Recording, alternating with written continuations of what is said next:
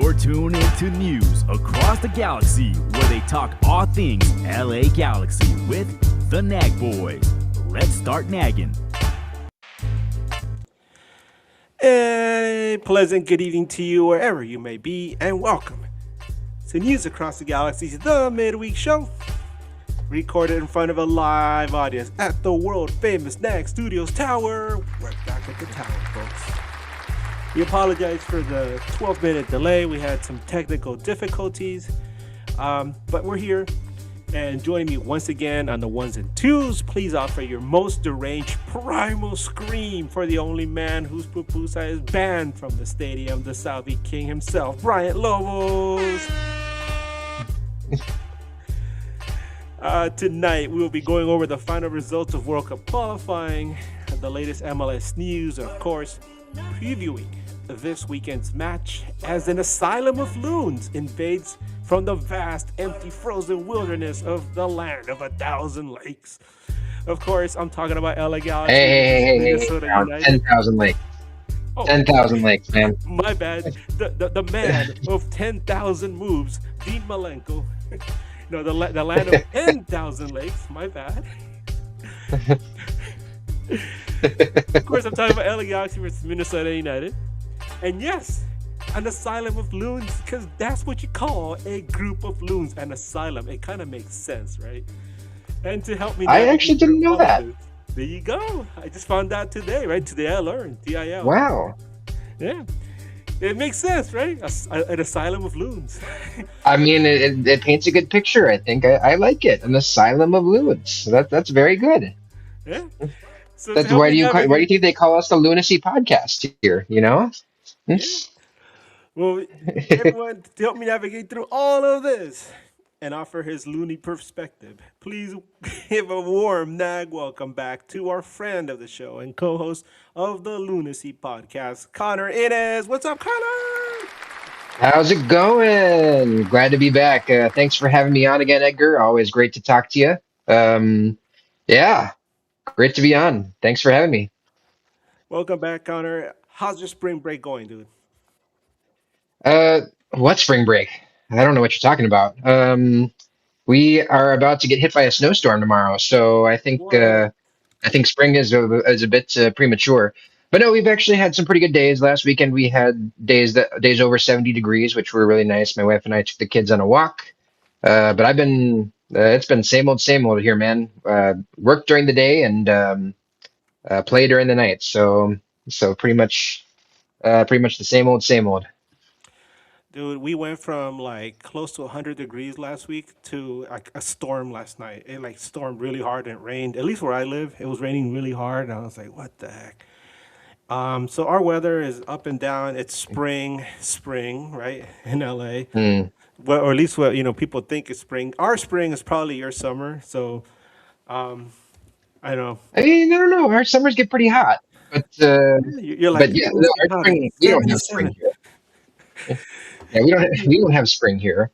We have a Oh, spring. right. We have 1 week of we have 1 week of spring, and then temperatures go from 44 degrees to 80, 90 degrees in like a week or two. So it's there's not a lot of spring to go around here, but when it is out, it's pretty beautiful here. Well, hopefully, well, I'm pretty sure some loons will come down to LA because we always see a lot of loons at Coachella Valley Invitational. In fact, I met several loons and I have an interview with a pair of them. Look that up on Instagram. They're a really nice couple. Um, but before we get into anything LA Galaxy Minnesota related, let's talk World Cup qualifiers because this week wrapped up World Cup qualifying. If we look down the road, the World Cup itself right now is a very tenuous thing. It exists in the ether, but this World Cup is like shaping up to be like a pretty big logistical and political mess. But before we get there, let's look at the qualifiers because at least the qualifiers have been pretty entertaining. They have So for sure. let's start off with the first one. Czechia, 2, Denmark 2, and then it went to penalty kicks, and Denmark fell flat on their face. Czechia is back in the World Cup. since their last appearance at Germany 2006 when they competed as Hmm. the Czech Republic, where they dismantled the United States 3-0, who came into the tournament as Hmm. the number 4 ranked team in the FIFA standings. Can you believe that? At one point, the U.S. was ranked number 4 in the world, and Czech Republic came in and said, "Sit your ass down." Remember Yep. back? Yep. Do you remember that at Dude, all in it's that World Cup?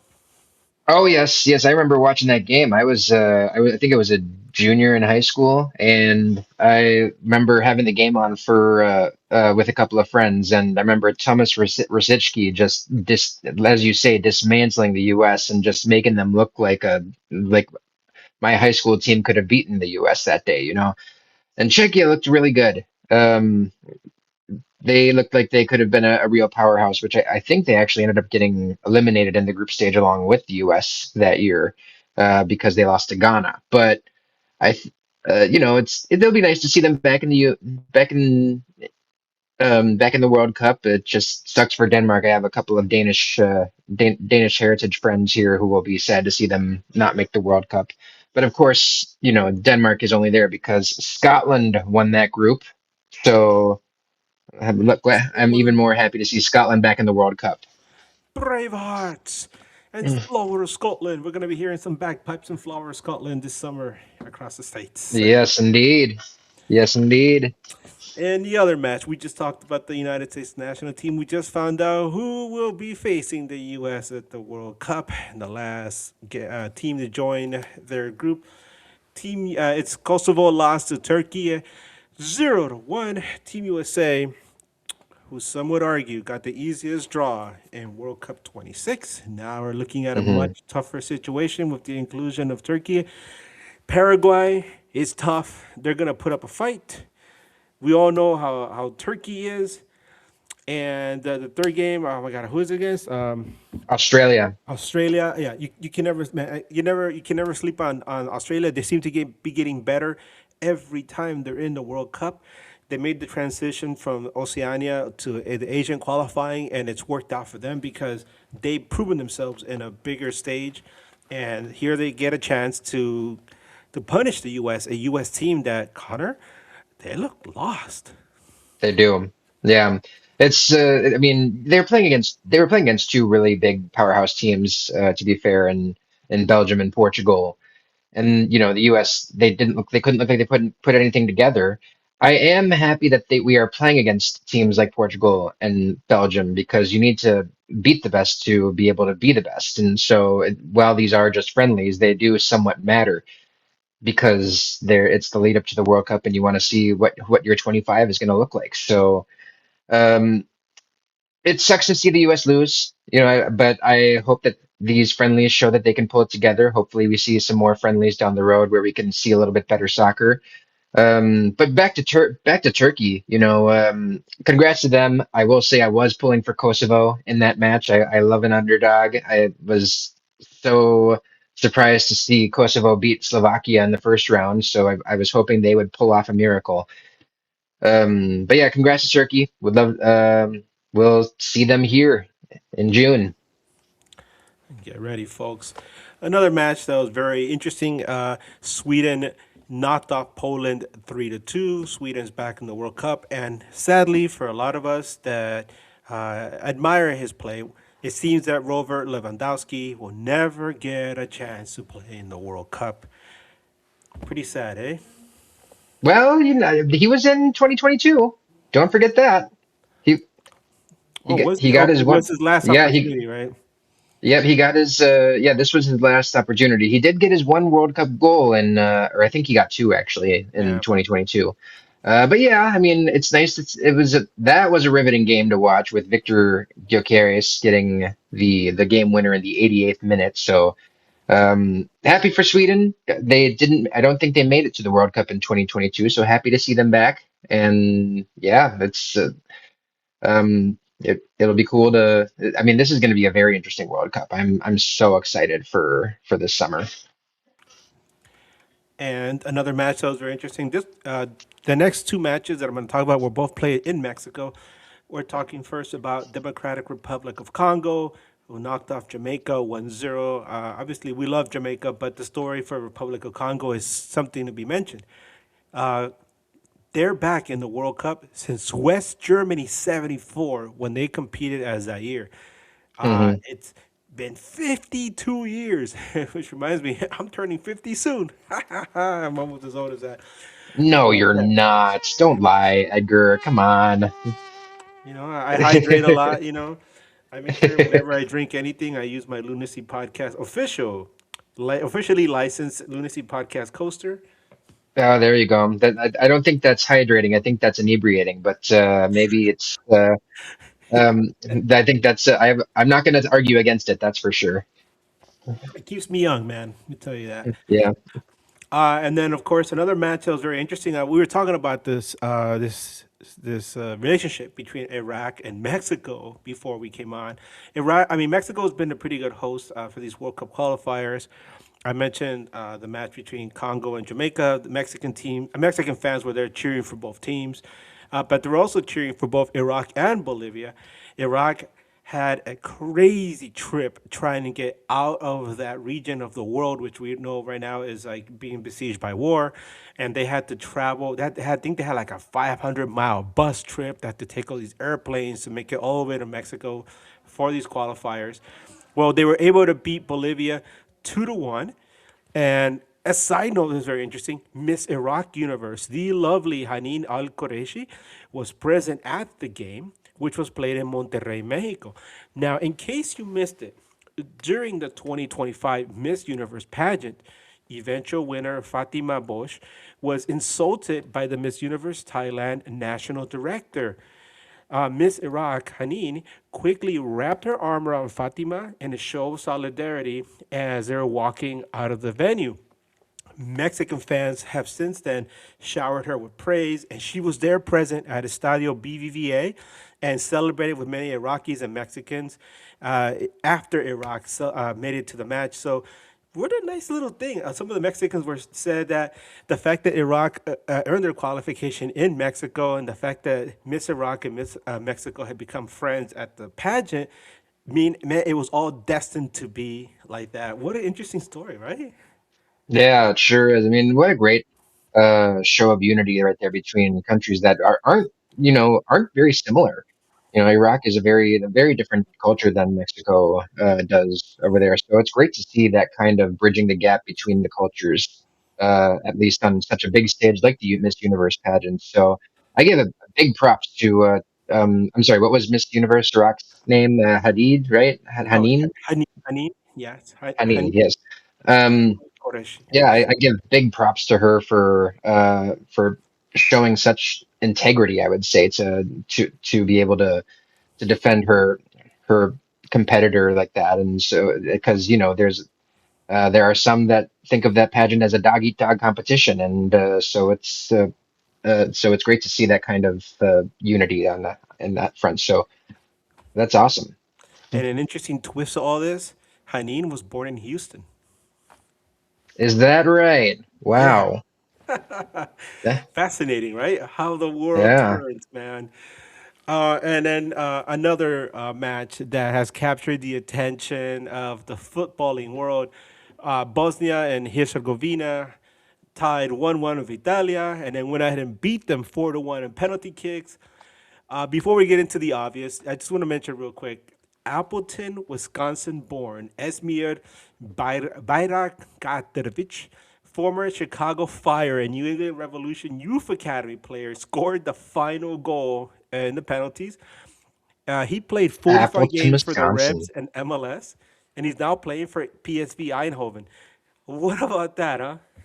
Appleton, Wisconsin. There, I mean, I have grown up a big Green Bay Packer fan all my life. So I've been to Lambeau a few times to watch it, and and a couple times my dad and I actually stayed at a hotel in Appleton, and so that is quite the connection. And now, I mean, that is quite possibly one of the biggest goals of Bosnia's soccer career now, the soccer tenure, to send them to the World Cup, and now they're going to be competing with Canada and Switzerland and is it Qatar, I think, as well.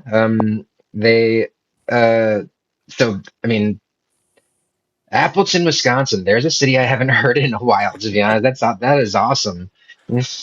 Fascinating. And of course, the Yeah. big thing is Italia has now missed the last three World Cups. Uh, their last I game. can go one. I can go one further.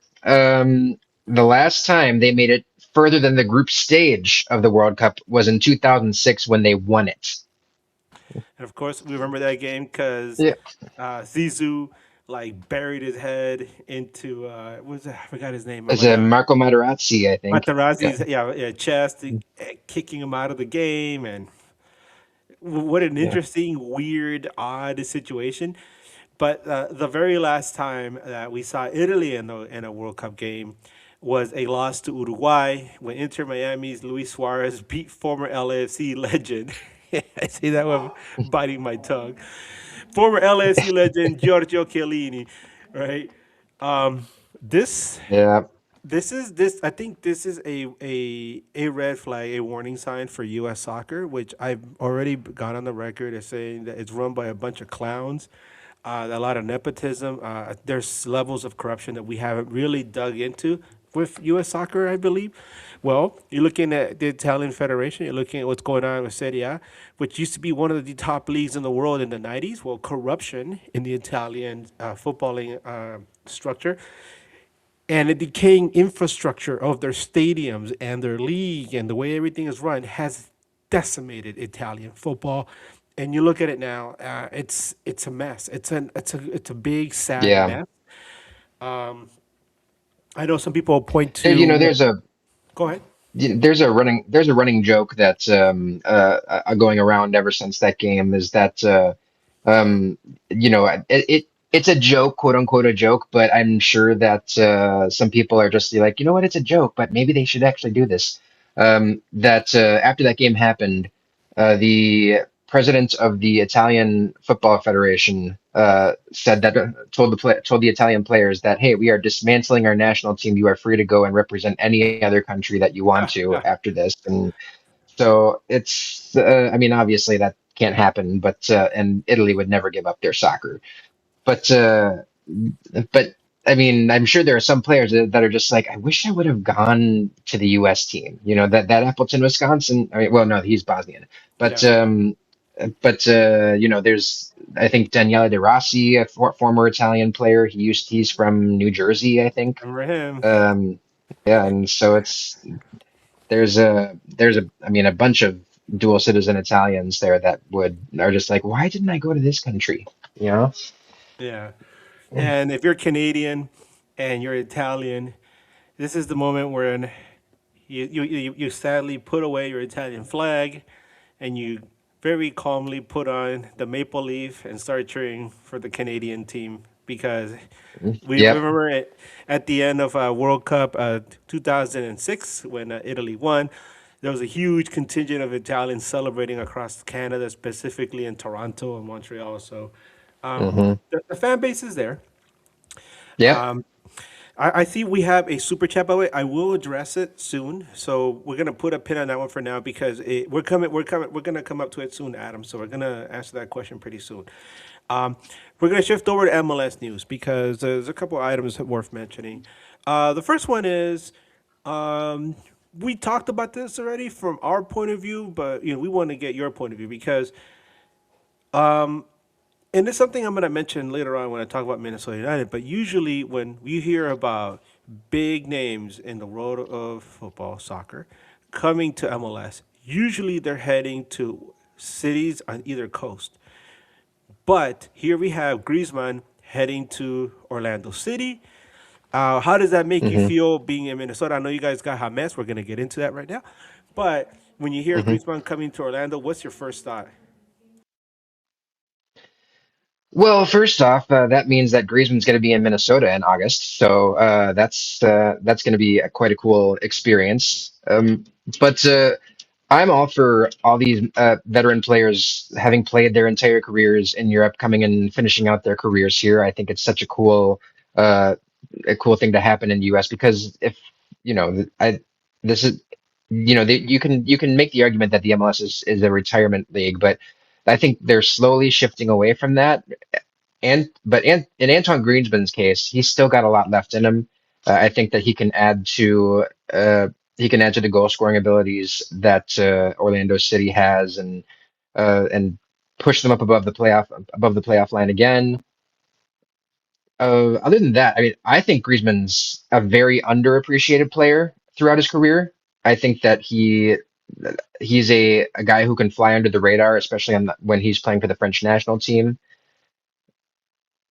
He's going to prove to be, I think he's going to prove to be a big weapon for Orlando. We should be scared of Orlando, and the next time that Orlando and Miami show face off, it's going to be another Griezmann versus Messi face off here. So it's going to be, I think it's going to be great. I think that Griezmann coming to MLS is awesome.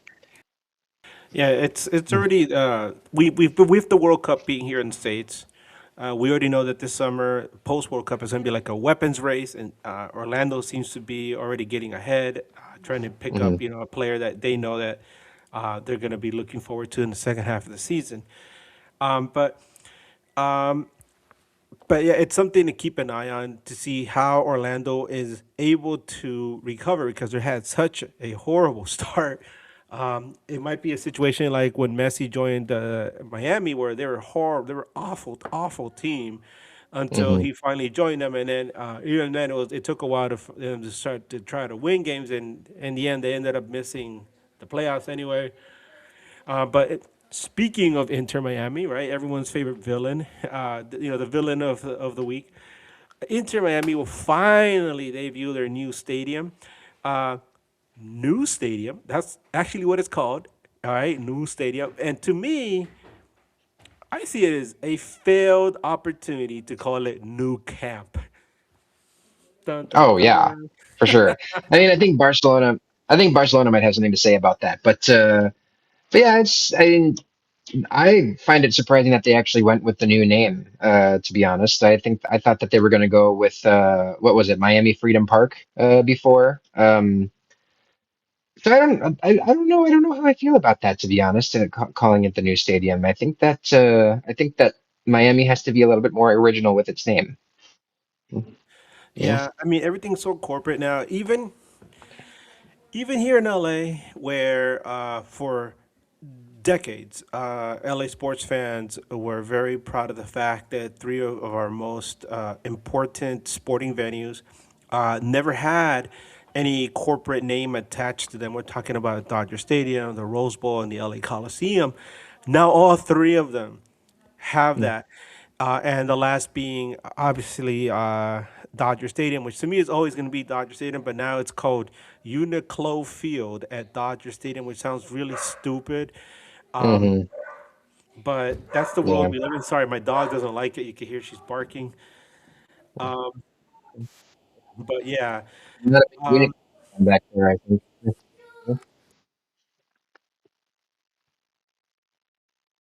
sorry, we got a noisy studio over here. We got kids and dogs. I try to keep that on mute, but let's get into Minnesota United because we have you on because you're the expert. This is a club that you follow with your heart, and let's talk about them. Okay, the Loons are off to a disappointing start with the same record as LA Galaxy. I'm talking about one Hmm. win, two draws, two losses. But unlike LA Galaxy, the Loons have only scored 4 goals and given up 11, a dismal negative Yeah. 7 goal differential. Minnesota was reeling after consecutive losses to Vancouver Whitecaps and Nashville SC, where they lost by scores of 6-0 and 3-1, respectively, before fighting Seattle Sounders to a scoreless draw before the international break. Now, Hmm. scoring only 1 goal and giving up 9 in the last 3 matches is not it.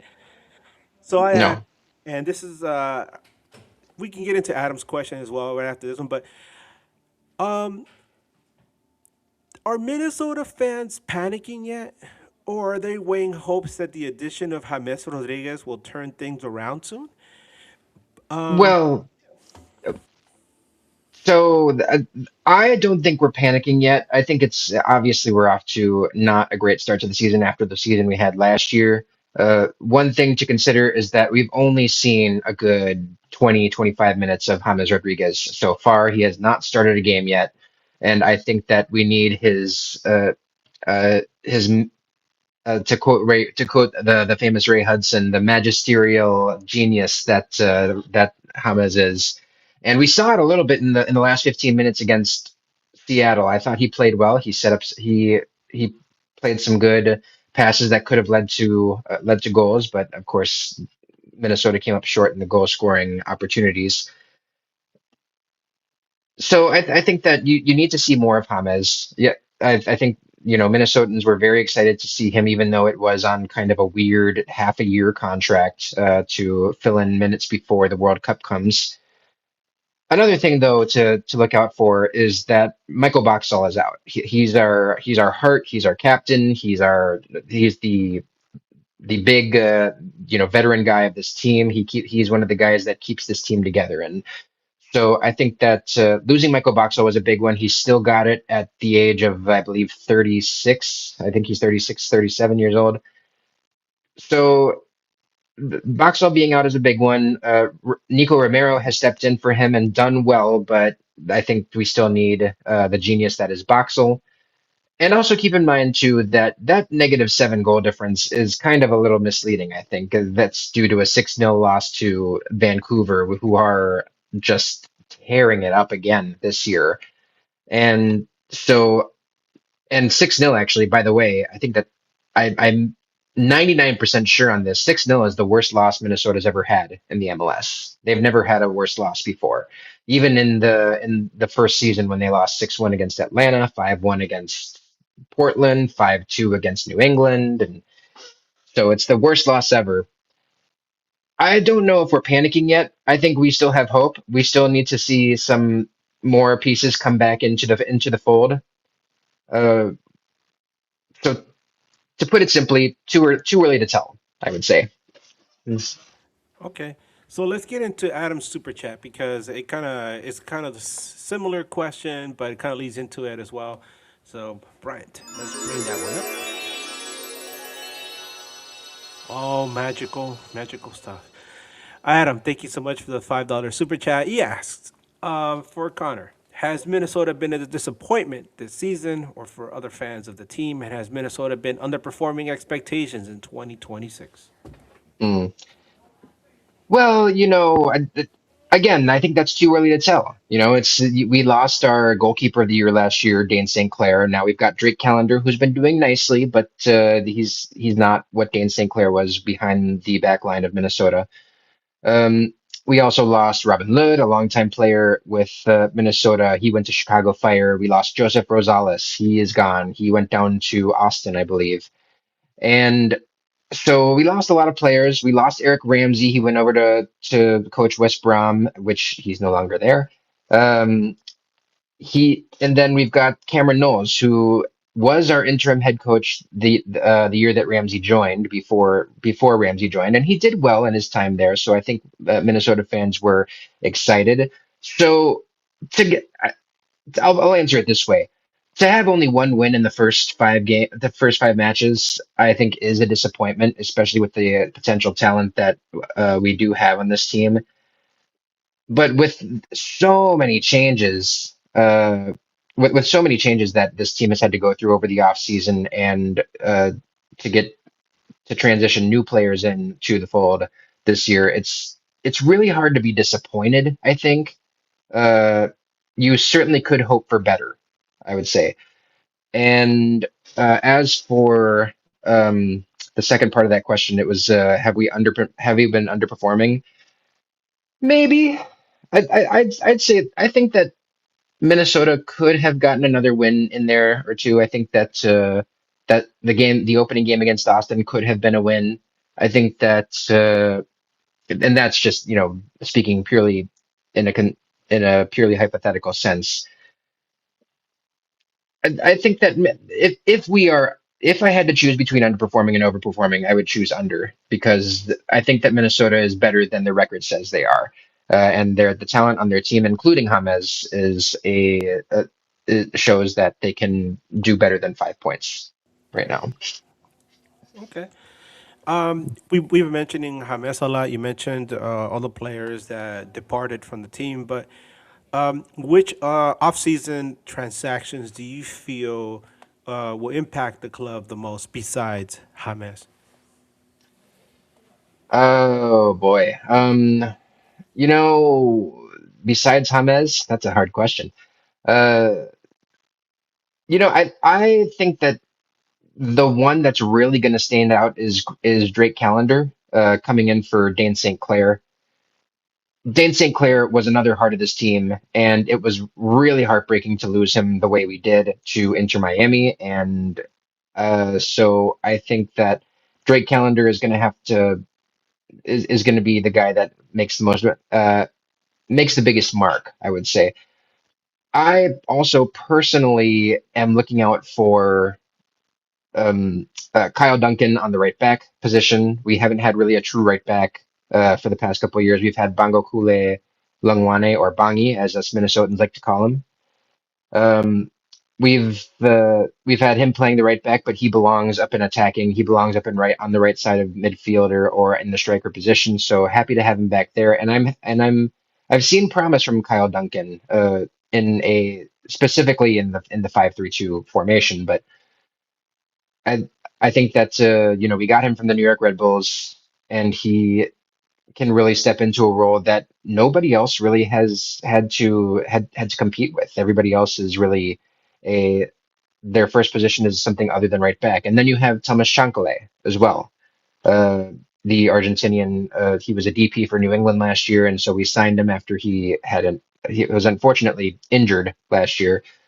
I've seen flashes of brilliance from Shankale, but I haven't really seen anything to tell me that he's the guy we need stepping in right now. So that's one other guy I think you need to keep an eye on because we've seen him in the squad a lot. Okay. And I'm looking at Adam's second super chat, and we can kind of lump it into this next question that I have for you. Um, you kind of answered this a little, but what were the expectations? What were the expectations of Minnesota supporters heading into this season? And if we bring up Adam's other super chat, Brian. And I'm gonna see if I could try to voice this correctly. But he asks, in what upcoming season do you guys think Minnesota can go further in the playoffs? I don't know if he means this season or next season, but yeah. So once again, expectations of Minnesota supporters heading into this season, and how far do you think Minnesota can go into the playoffs? I think the I can speak for us on the on Lunacy Podcast in our predictions. We predicted that they would end up right around the playoff line.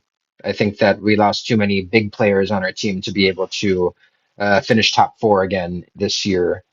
Even though MLS and the MLSsoccer.com apparently has higher hopes for the Loons than I do because they a bunch of them picked them finishing fourth, but they also picked Austin finishing third. So I don't really think that that's anything that we can really rely on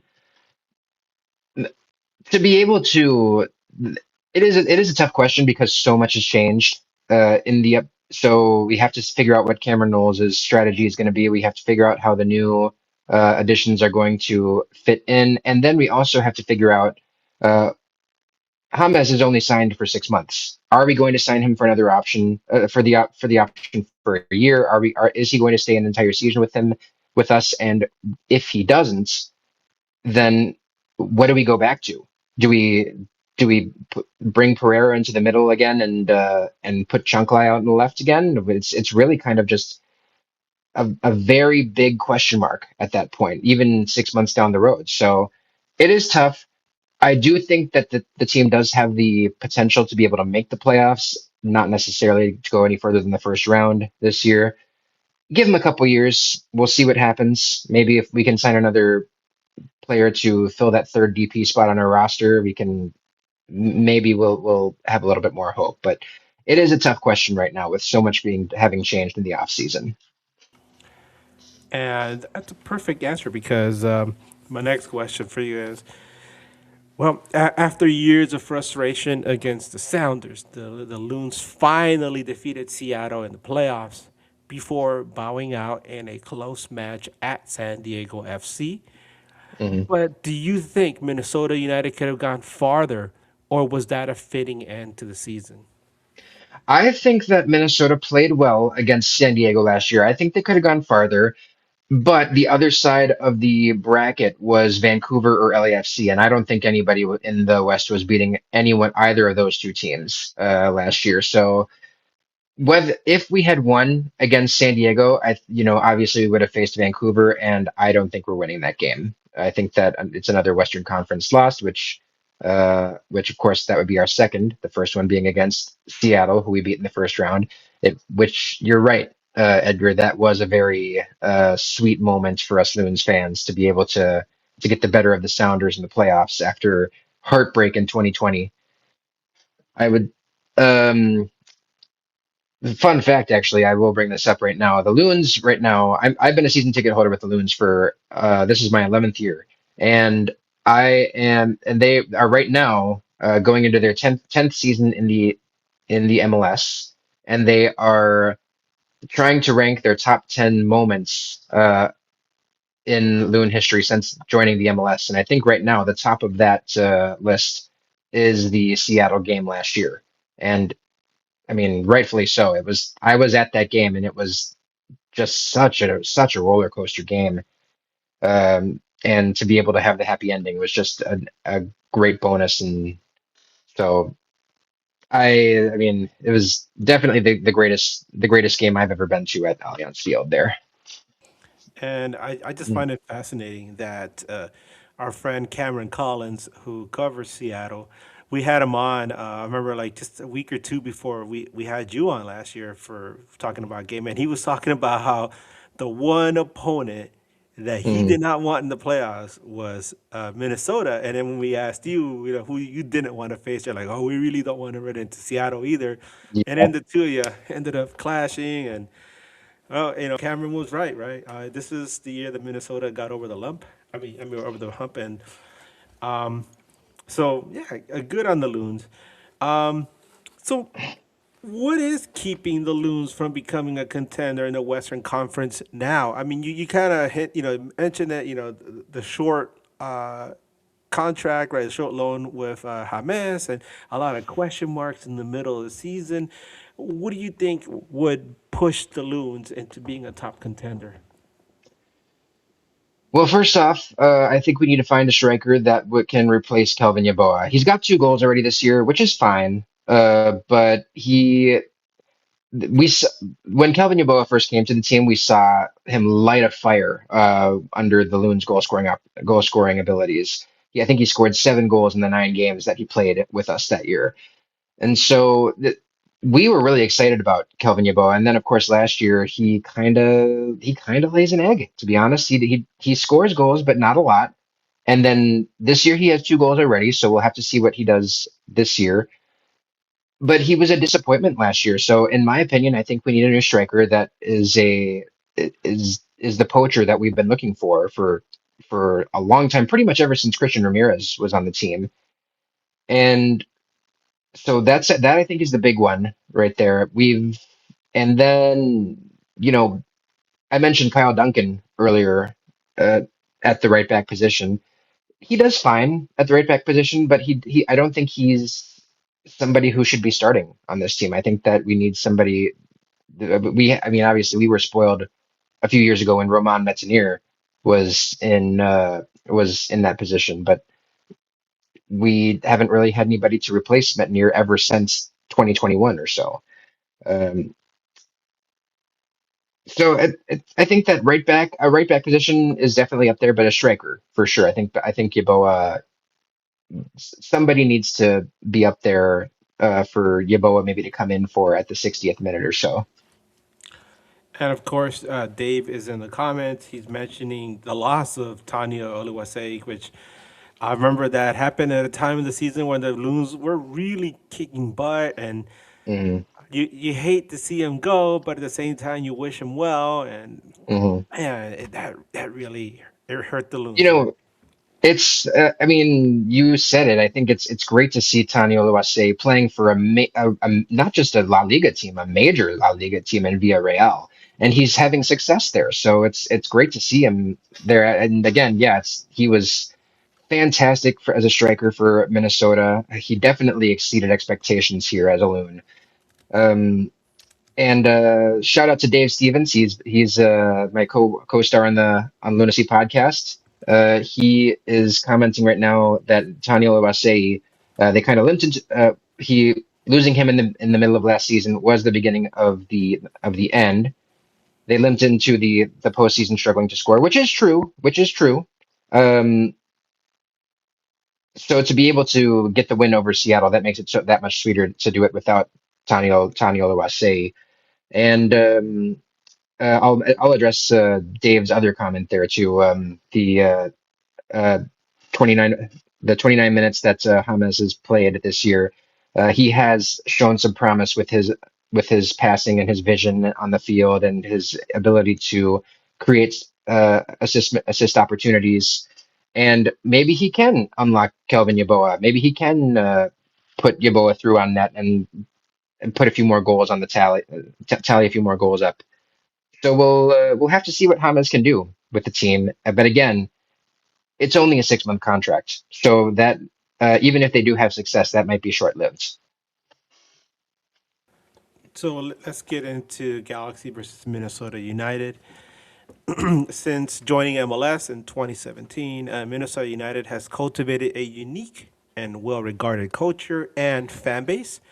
Of course, you have the Wonderwall and all the amazing things that Loons fans have done over the years. But I hate to bring it up again, Connor, because we already mentioned it. But it's hard to forget how close the Loons came advancing the MLS Cup in 2020 when they coughed up that 2-0 lead over Seattle in the Hmm. last 15 minutes of the Western Conference Final to lose 3 to Oh yeah. 2 at the death. As a Galaxy fan, it reminds me of MLS Cup 96, which still lives in the back of my mind. I know we were like, damn it, Edgar, you guys have 6 cups, but that first year, oh my God, that still bothers me. So I know, I feel your pain, man. Yeah. Since then, though, Minnesota has struggled to return to those heights in a league where the big names usually head to either coast, right? But we mentioned, how Messi is there. It might signal better things to come. And I think not just for Minnesota fans, but I think MLS fans in general, you hope that James gets a really good impression of life in Minnesota, life in the States. But he came at a very, very difficult time. And we're about to Hmm. dig into this difficult thing to talk about. Um, it's it was a very difficult winter, to say the least, for residents of the Twin Cities who were harassed and attacked by idiots cosplaying as government agents. I know we chatted a bit while this was going on, you and Hmm. I. Minnesotans rallied together, and this has also served as a rallying cry for Minnesota United fans who unveiled the Rebel Loon as as a tifo for the home opener. I think Brian can bring that up so we can see what I'm talking about. Um, what a time for James to come in to the team, right? Yeah. I mean, you saw the news every day, and here we are in the U.S. watching this. I have a friend I mentioned before. I have a friend who live in Europe. I have a friend who lives in England. He's in the RAF, Royal Air Force. I have a buddy who lives in France, and they're both asking me like, "What the hell's going on over there?" And I'm Yeah. telling them these news. And they're like, "We're not getting all these news over here." And like, why are they doing this to Minnesota? And I'm like, I don't know. I was like, Minnesota is some of the nicest people. It's some of the quietest Hmm. neighborhoods. You never hear about, crime or anything insane happening in Minnesota. But here, because, these people don't like the current regime. And, as the state, as a state, they voted against Donald Trump. So Hmm. he makes them a Yeah. target, but um, can you talk about what the mood is now compared to how it was earlier this year? Because I know you can't ignore this. I mean, people say, "Why are you bringing politics into sports?" But when the politics barges into your life and into your sport, Hmm. it's hard to ignore. Correct? It is hard for sure, and I mean, I am very famously and not a Donald Trump supporter. Of course, I do not support ICE being on our streets. I think that they put chaos onto our streets, and it was very unorganized in the way that they were. that they were deployed, and for no good reason, to be perfectly honest. It's they say that they were here to hunt down illegal immigrants and deport them, but I mean, so many reasons wrong with that. First off, our undocumented illegal immigrant count is nowhere near as high as some other states, and also you, a lot of the people that were arrested here in Minnesota and brought to camps were genuine American citizens. So uh, it was just a whole load of chaos. And then, of course, you've got the murder of Renee Good by the ICE agents. She was killed only about 10 blocks away from where my mom lives, actually. And so it was tough not to think about my mom during that time. And so it was, I mean, it's especially, everybody has your own home. Minnesota is my home, and to see something like that happen to your own state, to your own neighborhoods, places where you've been to, where you used to frequent, maybe sometime in your youth, and to see that happen it just breaks your heart. And then you had Alex Preddy, of course, murdered in pretty much the same way, and he was right outside of a donut shop that is very famous in Minnesota. Um, it was Glam Doll Donuts there, which if you're ever in Minnesota, that is the donut place to go to. Glam Doll Donuts. It's so fantastic, and the people there are so kind. Um, there's a lot to unpack with that, and I'm sure I'm not going to get into it all there, but. I to just to sum it all up, I am very proud of the way the Twin Cities residents have stood up to ICE, have stood up to those who are supporting ICE. I have nothing against law enforcement as long as they're doing their job, as long as they're doing their job right, and ICE was not for sure. So it's it's quite a it was a very tumultuous time, and it's just again it's a lot to unpack. So I think I'm just going to leave it off right there. But I'm just going to. Can I swear on here? I don't know if I can swear on here, but okay, I'm going to say fuck ICE right now. Mhm. There you go, man. Yeah, No, and as you see, there's the tifo there. If you're not a fan of Star Wars, this is from the show Andor, which chronicles the rise of the rebellion against the empire that we all know about in Star Wars, and it's the rebel loon, the symbol of rebellion. And I have mine right here in solidarity mm, with Minnesota United. You, like it says right there, you have friends everywhere. You have friends in LA. yeah. You have friends in New York. We were all feeling the pain that you guys were going through. I mean, we're still dealing with it out here in LA. LA is constantly a battleground, and you probably at any given day you could turn on the news, you could see people, protesters, battling ICE agents and even the LAPD, which unfortunately, they've been dragged into this, and a lot of them, Mhm. are probably on the wrong side of history at this point. But like Yeah, you said, nothing wrong with law enforcement as long as they're doing their job. And unfortunately, this has not been law enforcement; it's just been straight out harassment, and maybe yeah, we could say other worse things, but yeah. let's leave it at I that want. because we're gonna go I ahead. will say one more thing. I will say it has died down a little bit. The No Kings March obviously happened last weekend. Yeah. They a bunch of my friends went to the No Kings March, and they had a great time. Just standing up for against Trump and the regime. The regime. I think that might be a strong word, but the regime that No, is it is the regime. It is. yeah. What else are we gonna call it? You're right. Yeah, that is, what happening right now, and all of the things that he has stood for. And so um it has gotten better. You're definitely not seeing as much ice in the streets anymore. I would definitely say the worst has passed the Twin Cities. So if you're planning a trip to the Twin Cities, I would say now it is pretty safe. I wouldn't have told you that a couple months ago, though, for sure.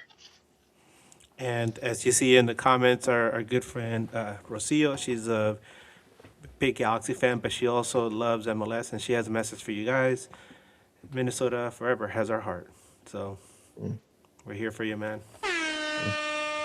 Thank you very much. I appreciate that. Yeah, it's been a tumultuous time, but hopefully brighter things ahead. So let's shift the attention back to the game because both teams, like we mentioned, are coming off draws against Cascadia clubs. As I mentioned earlier, the Loons had a scoreless draw with Seattle, while LA Galaxy dragged the fans through a tepid 1-1 loss. Yes, I know, 1-1 loss in Portland. While it's still early, we bring it up again. Is this a must win for LA Galaxy in Minnesota? What do you think, Connor? Hmm. I mean, Minnesota. Oh boy, I I would say at this point for Minnesota, every game is a must win. In order to be considered a serious contender in the Western Conference, especially for a team that is so changed from last year.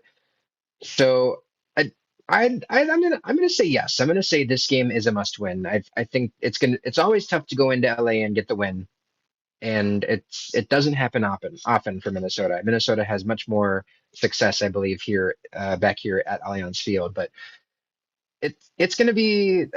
I think it is a must win. I think you have to count this game as a must win, especially after the start that we've had. Only one win in the first 5 games, and to be able to really kind of pick up the morale of the Loon fan base as well. I think that's very important to be able to for the Loons to be able to come back to Allianz with a win. So it's yeah, I am going to say it is a must win. But then again, I also think it is a must win for the LA Galaxy, which I'll get your thoughts on that. No, Mm, you're right. It's before when we were doing the preview for the Portland match. We have Adam Sussman, who is the radio voice of the Timbers, and we were talking about what that match meant for either club because Portland's off to a rough start as well. And he's like, I brought up the same question. I was like, is this a must win? And he was like, yeah, definitely. It's definitely a must win. It's really early in the season, but every win counts, right? Whether it's the beginning or at the end. And right now, heading into at the time, heading into the international break, you want your team to have some kind of momentum, something to hang on to, while, you're going on this break. And we both agreed that the worst thing that could happen would be a draw.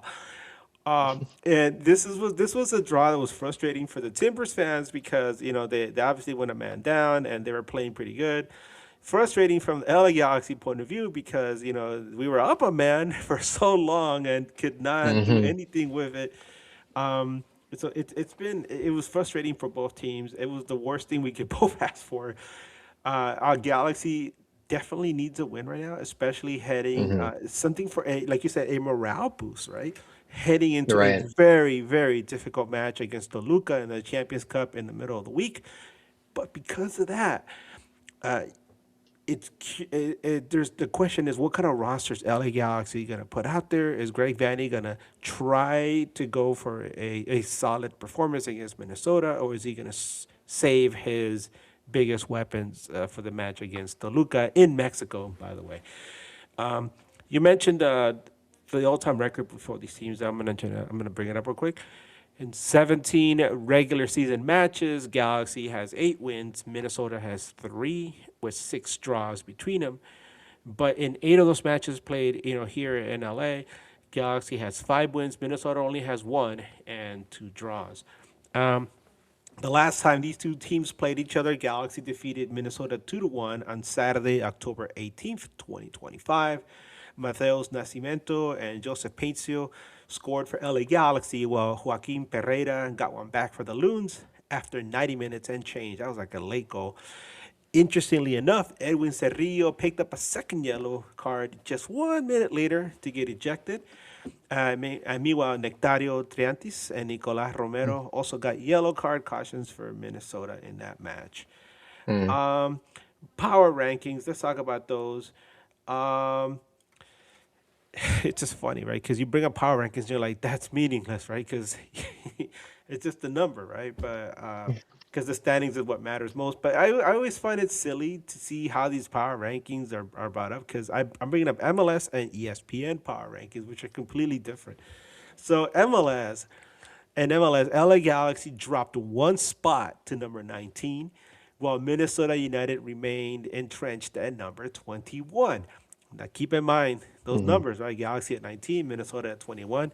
Meanwhile, ESPN, LA Galaxy climbed a spot to number 12, and Minnesota United climbed one spot to number 11.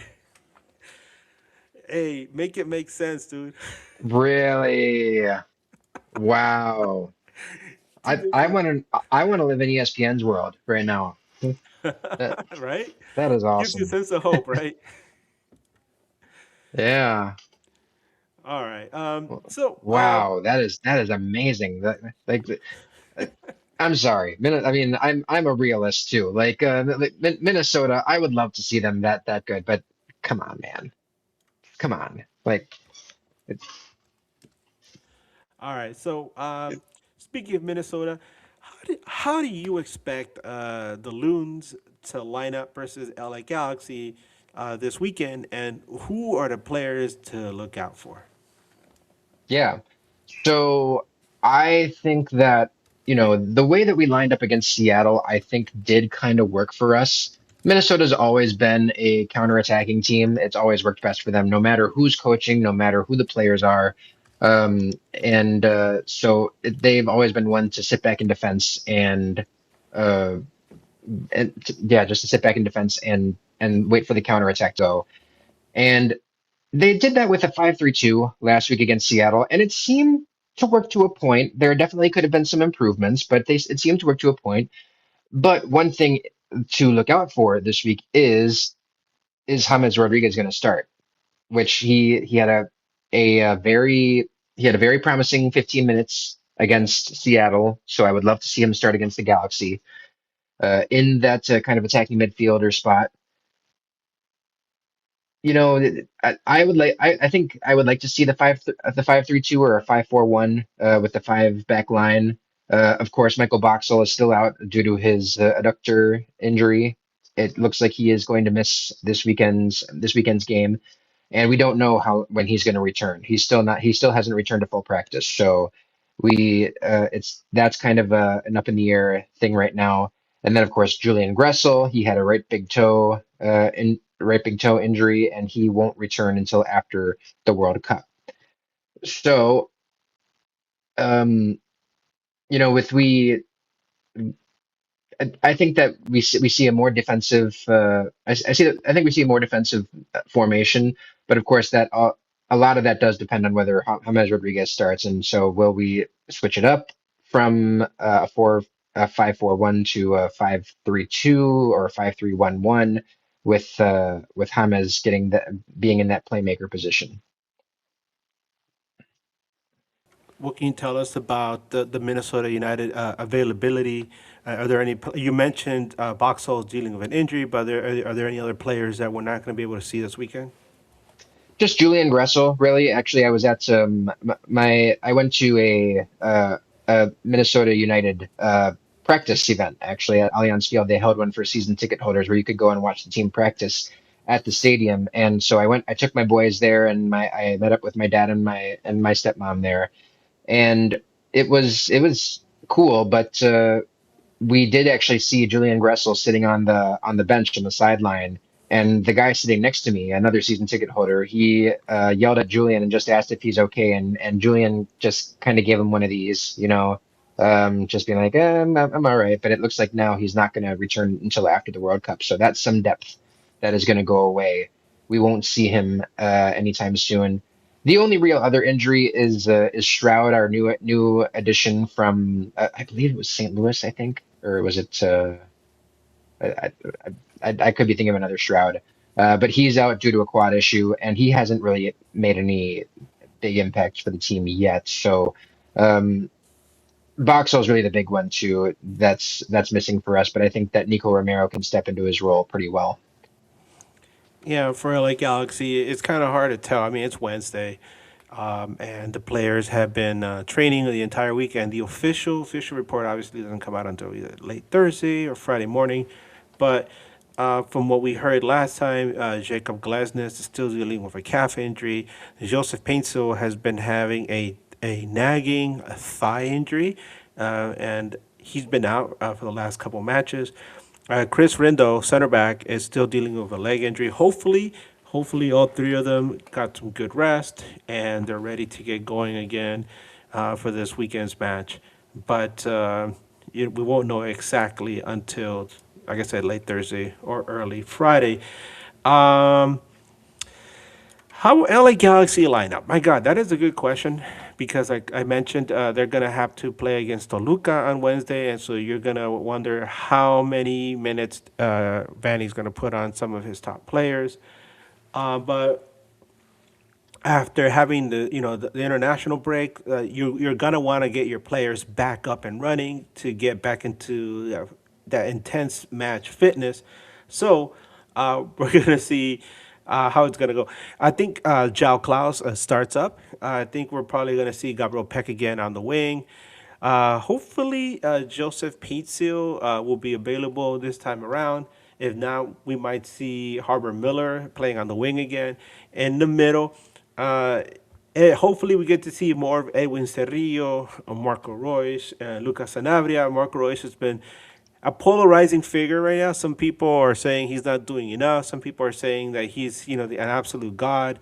But we also would love to see more of Eric Tommy, especially because he's a player that we were looking forward to helping unlock this Galaxy offense that has been sleepwalking through MLS this entire season. On the wings, it could be anybody. It could be Johnny Nelson. I'm sorry, not the wings. At fullback, we could have Johnny Nelson on the left, Julian Aude. On the right, it could be Miki Yamane, Mauricio Cuevas. You can't go wrong with either one of these players. But if you mentioned that Minnesota is going to come out defensive minded, Galaxy struggles with the low block like a lot of teams do, but Galaxy specifically, this is something that they really struggle against. So we might see Julian Aude playing on the left at fullback. He's a player that likes to get in there and mix it in. And then either Miki Yamane or Mauricio Cuevas is also not afraid to go up in there and knock some passes into the middle. As far as center back is concerned, hopefully we get a Justin Hack that's going to be back there again, rested. Hopefully we also get Jacob Glesnes. This guy has been amazing for LA Galaxy since he joined the team, but he's been dealing with an injury. Carlos Garces is also available, and maybe just maybe we'll finally get to see Chris Rindo rejoin the team on the bench. As far as goalkeeper, that's a big question because it's been a topic of debate. A lot of people are saying they're still on the Novak Mikovic train, but a lot of people are looking at JT Marcinkowski, who was one of the top goalkeepers in MLS before he suffered a horrible injury with San Jose, as finally he's getting back to his usual self, and he's somebody who could probably secure that starting spot at Galaxy going forward. So we might see him at goal. And that's what to expect. Hopefully, you never know. Like I said, Champions Cup is Yeah. coming up. There's a lot of big questions, but I think having Lucas Sanabria in there would be very important for LA Galaxy. Him and his brother, who plays for Real Salt Lake, I think are going to have big seasons this year in MLS. And he's somebody that we're looking at as taking that next step, and his maturity is increasing, and he's becoming much more confident as a player. And I think he's going to be somebody that's very important for this Galaxy team going forward. A Um, question for you there, Edgar. sure. If you were in Greg Vanney's position right now, would you put more priority on putting your best players on the field during MLS play or during Champions Cup play then? Champions Cup. I think that Gotcha. to me the Champions Cup is like the pinnacle of what you want to do in this region of the world, CONCACAF Champions Cup. But as we saw with Seattle, they went the whole Thanos route, which is what did it cost you? It cost me everything, right? I mean, they Right. some serious injuries to some important players, and it took them Seattle, right? So they were able to rebound after like a year or two, but we did see them, kind of struggle for a bit there after winning that Champions Cup. I mean, and so for right now, I would love for LA Galaxy to get back up there and win another Champions Cup, but their side of the bracket's kind of crazy. Because after this, it's either I think LAFC or Cruz Azul, and whoo, my goodness, both those teams are pretty tough. So Yeah. Wow. Has there ever been a Classico in the Champions Cup? I don't think there has. not Yeah. yet. So I mean, we might see a El Tráfico, but my God, it would take something Trafico. That's right. momentous. Sorry.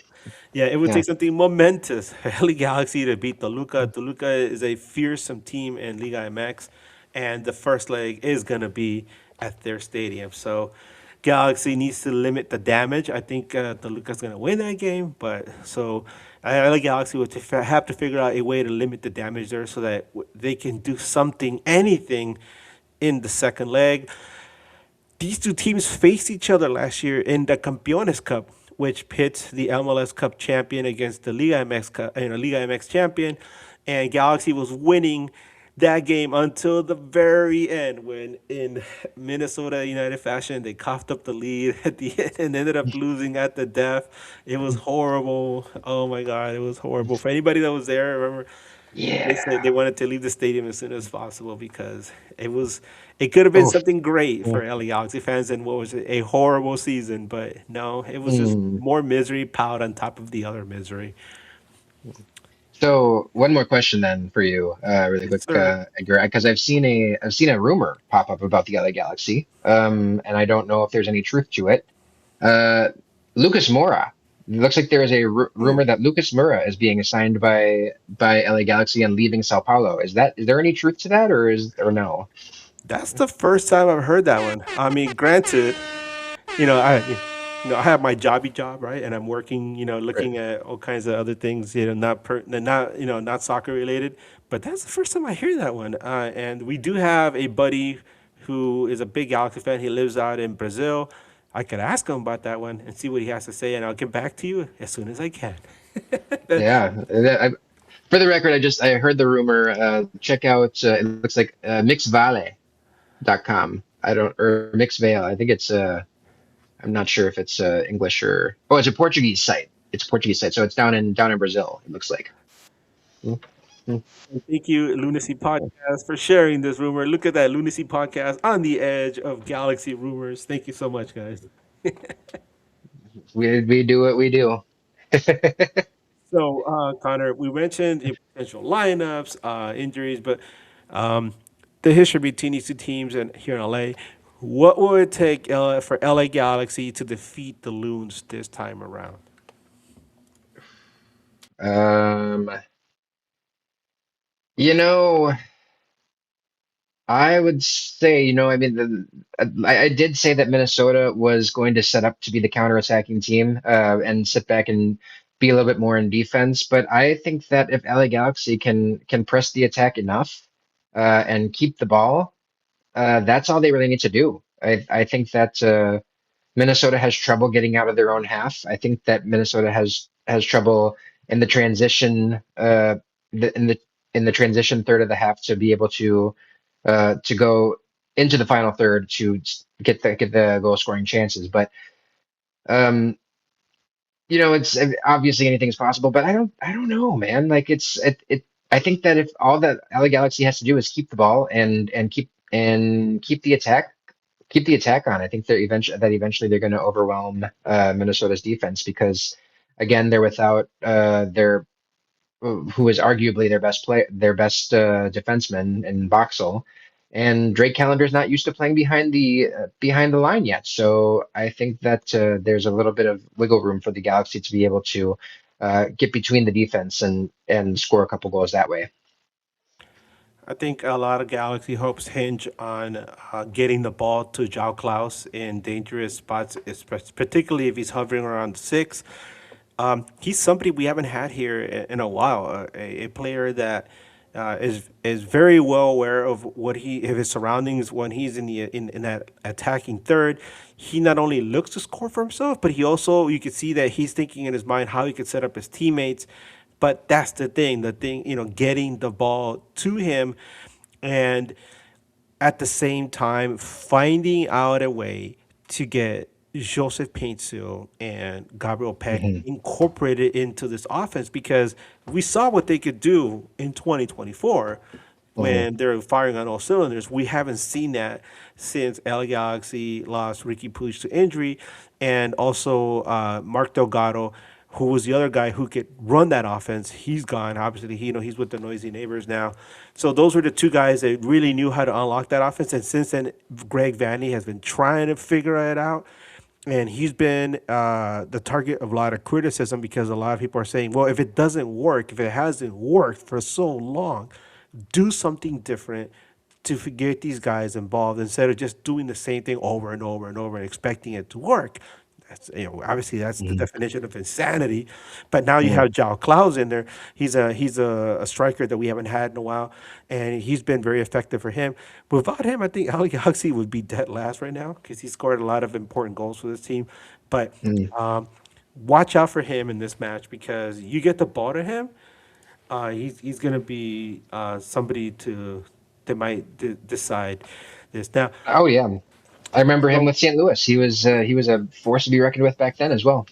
yeah, and one of the things that our buddy Matt, who covers St. Louis City, I don't want to confuse him with Matt Pollard. I forgot his name. Oh my God, I'm sorry. My brain is, it's at the end of a long work day. So, but um, yeah, he mentioned that Jacques Klaus was starved for service when he was with St. Louis, and it's something that hopefully he gets with LA Galaxy, and we've seen him get the ball and score a lot of goals so far with the club. His accuracy has been questionable at times, but I think that a little bit of rest will help him get ready. So this international break came at a pretty good time for both teams. Although, like we said, those draws before, good for Minnesota, not so good for Galaxy. Hmm. And so our crack team of like researchers here at NAG Studios went up and looked up. Thank you, Bryant. He says, not sure if it's an April Fool's joke, but the rumor is true, according to a news outlet. Lucas Mora closes a deal with LA Galaxy, close to a deal with LA Galaxy, and plans to leave El Tricolor down in Brazil. Not sure what to make of that. Maybe, just maybe, they met LAFC. Both teams have been confused in the past. LA Galaxy really doesn't have a lot of money to spend right now, so it's interesting to see this comment. We will look more into it and get back to you on Sunday on our NAG Y- show. I don't think it's if I mean if it's anything, I don't think it's an April Fool's joke because the article that I'm referencing came out yesterday. So I think I don't know how Brazilians celebrate April Fools, but it's a I think I don't know. I don't if this is anything, it's not an April Fool's joke in my opinion. I don't think so. Well, let's get into the ref report. So we're close to wrapping up the show, but ref report, my friends. This is the ref for this weekend. It's Malik Badawi. He's not a familiar name in MLS, and you'll see why right now. Badawi has refereed in the CONCACAF U20 Championship, Liga MX Sub-20, which is like the youth league, USL, NASL, MLS Next Pro, US Open Cup, and 2 FIFA friendlies. Since 2020, Badawi has refereed in only 43 MLS regular season matches and only one with LA Galaxy, which was a loss at home. He has never refereed a match with Minnesota United. Mm. Badawi's only Galaxy match was a 3-2 loss to visiting FC Cincinnati. I remember that. I was at that game. That was on September 20th, 2025. He dealt 3 yellows to LA Galaxy. One of those, a second yellow, which led to a red to Esea Parente in the 51st minute, and 1 yellow to FCC. This is going to be Badawi's third MLS match of 26. So far, he has dealt 13 yellows in 2 matches for an average of Oh. 6.5 per game, but 0 reds. He has yet to award any penalty kicks. In 25, he refereed 17 matches, dealing 62 yellows, an average of 3.65 per game. 4 of those for second yellows, but 0 straight reds, and he awarded 3 penalty kicks. So, That's crazy. right, Wow. it's a lot of yellows in just He's two been matches, busy. He's been busy. right? He's like Yeah. yellow for you, yellow for you, yellow for you. Yeah. Yeah, So, he's like the ref Oprah. right? So let's get into it. Prediction time. You're a guest. You get first crack at it. What do you say? Oh boy. I mean, again, it depends on whether James Rodriguez is going to start or not, which I hope he does. If he does, I think that Minnesota can come out with a win. I'm gonna say a 2-0 win for Minnesota. And that's me being very optimistic, by the way. I think I'm choosing to be optimistic for this game. Um, I'm personally not sure if I'm going to be able to stay up to watch that game because it is a 9:30 Central Time start here in Minnesota. So, but I will do my best, and I'm sure I'll be talking to you, Edgar, and just hoping for the best here. But yeah, I'll circle back. You know, Minnesota. Wow, that would be a huge gut punch to LA Galaxy heading into that game against Toluca. Um, Yeah. like I said, I don't know what to expect from this Galaxy team because they've been so night and day from MLS to Champions Cup play. But then again, in the Champions Cup, they did face off against two teams that aren't familiar with the Championship Cup tournament. And I'm talking about San Miguelito from Panama, which Galaxy really struggled to deal with. It, they incorporated that low block effectively. They almost completely nullified LA Galaxy. And then Galaxy, of course, had the weird situation with Mount Pleasant, the team from Jamaica, which due to draconian visa, restrictions, were unable to bring 10 of their best players, for the first match, which they lost 3-0. And then in the second leg, it rained. It was pretty dismal. They decided to play their game an hour and a half away from their usual home. They decided to play in Kingston, away from their usual stadium. So they had very little support. And like I said, it was raining, and it was just an ugly match for both teams. And Galaxy came out winning. And completely obliterated them in the end. But now the real thing begins. LA Galaxy has to face a big boy in CONCACAF. I'm talking about Toluca. So I don't know what to expect for this upcoming game. But I will say, how about we have a very, very tasty 2-2 draw? What do you think of that? That would have been my second guess, my second choice actually. It's either going to be, I think a 2-2 draw is pretty accurate, actually. All right, before we get going, some parting words, some announcements. The Inland Empire, LA Galaxy Fanatics will be hosting their usual tailgate in Lot 13. And if you're a Minnesota fan, check them out because they will have Minnesota themed food. They had it last year as well. So if you're a Minnesota United fan and you want to, hang out with some Galaxy fans, head over to Lot 13 and look for the Inland Empire LA Galaxy Fanatics. And other announcement, Landon Donovan will be celebrated this weekend. In fact, I think there's an event today. There's an event tomorrow. There's a book signing of all kinds of stuff is going on. He will be celebrated with another bobblehead for the first 15,000 fans, with Wow. 500 of these being a special edition where he's holding a U.S. flag. There will also be a Landon Donovan exhibit at the Galaxy Museum. I didn't know we had a museum, but I guess we do. A Galaxy Museum located in the concourse outside Section 102 in the South End. There will also be limited edition Landon Donovan scarves, which will also be on sale across team stores. So, a lot of Landon Donovan. And I'm curious to see if the bobblehead comes with the little hair you could put on the top. When you're feeling kind of fancy. Yeah. You put it on with if, whenever it comes with epoxy, or if you use gum or something to put it on there. Yeah. And one more thing, LA Galaxy is also celebrating Armenian heritage. There's a special ticket packages that Oh. are available, and will include a unique Armenian heritage scarf. So look out for that. So a lot going on this weekend. Connor, buddy, where can fans find you and the rest of your fellow Lunacy Bros? You are your asylum on social media. Where can they find you guys to keep up with Minnesota United? Yeah, sure. So you can find us on Twitter. You'll normally find a link to our podcast there. Our handles at I'm sorry, can you repeat that one more time? Sorry, we lost your audio for a second there. at Loonacy at LOONACYP. That's our X username, and then you can find our podcasts. I'm going to direct you to Spotify because we've had a little bit of technical difficulties with posting new episodes on other platforms. But on Spotify, you can find us at Loonacy Podcast, spelled the same way. So come check us out. We talk everything Minnesota United FC and the Minnesota craft brew scene. So yeah, if you like beer and you like soccer, we're the guys for you.